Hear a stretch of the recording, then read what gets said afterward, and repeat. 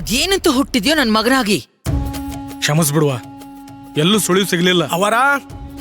ಅವರ ವಿಕ್ರಾಂತ್ನ ಕಿಡ್ನಾಪ್ ಮಾಡಿಸಿದ್ದು ಬೇರೆ ಯಾರು ಅಲ್ಲ, ಅವರ ಜೈಲಾಗಿರೋ ನಮ್ ಭೋಜ. ಭೋಜ ಜೈಲ್ನಾಗ ಕುಂತೆ ಈ ಕಿಡ್ನಾಪ್ನ ಆಪರೇಟ್ ಮಾಡೋಣ. ಈ ಕಿಡ್ನಾಪ್ ಮಾಡಿರೋದು ಭೋಜ ಸ್ನೇಹಿತ ಜಾನಿ.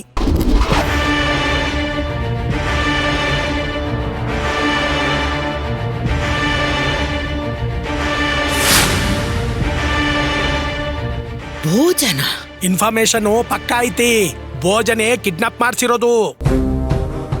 ನೋಡ ನೋಡ, ನಿನಗ್ 100 ಸಲ ಅಲ್ಲ 1000 ಸಲ ಹೇಳಿನಿ, ಆ ಭೋಜನ ನಿನ್ ಹೆಗಲ್ ಮೇಲೆ ಹೊತ್ಕೊಂಡು ಓಡಾಡ್ಬೇಡ ಅಂತ.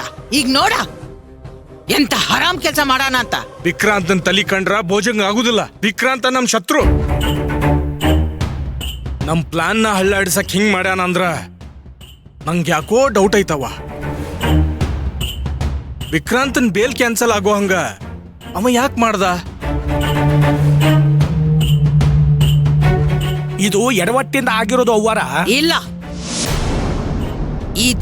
ಇವ ಕೊಟ್ಟಿರೋ ಸಲಿಗೆಯಿಂದ ಅವನ್ಗೆ ಅಹಂಕಾರ ಹುಟ್ಟಿದ್ದ. ಅದಕ್ಕ ಇದೆಲ್ಲ ಆಗಿದ್ದ. ನಾನ್ ಹೇಳಿದಷ್ಟು ಮಾಡಿದ್ರ ಸಾಕ. ಆ ಭೋಜನ್ಗ ಇದೆಲ್ಲ ಯಾಕೆ ಬೇಕಾಗಿತ್ತ? ಆ ವಿಕ್ರಾಂತ ಪಲ್ಲವಿ ಇಬ್ರು ಬಲಿಷ್ಠದಾರ. ನಾವ್ ಅವ್ರಿಬ್ರು ವಿಷಯದಾಗ ತುಂಬಾ ಜಾಗೃತ ವಹಿಸಿ ಕೆಲಸ ಮಾಡ್ಬೇಕಾಗ್ತದ.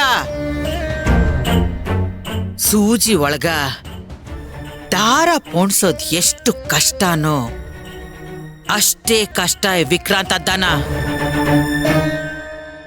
ಹೆಂಗೋ ಬೇಲ್ ಕ್ಯಾನ್ಸಲ್ ಆಗಿ ಆ ವಿಕ್ರಾಂತ ಜೈಲೊಳಗ್ ಹೋಗ್ತಿದ್ದ. ಎಲ್ಲ ಹಾಳ್ ಮಾಡ್ದ ಆ ಭೋಜ. ಅವ ಫೋನ್ ಮಾಡಿ ಹೇಳಿದ್ನ? ಇಲ್ಲ, ಇದೆಲ್ಲ ಹೇಳ್ದವನು ಕುಟ್ಟಿ. ಕುಟ್ಟಿ, ಜಾನಿ, ಭೋಜ ಎಲ್ಲ ಒಂದೇ ತಟ್ಟೆಯಾಗ ಅನ್ನ ಉಂಡೋರು. ಈ ಭೋಜ ಯಾಕೆ ಹೀಗ್ ಮಾಡ್ದ?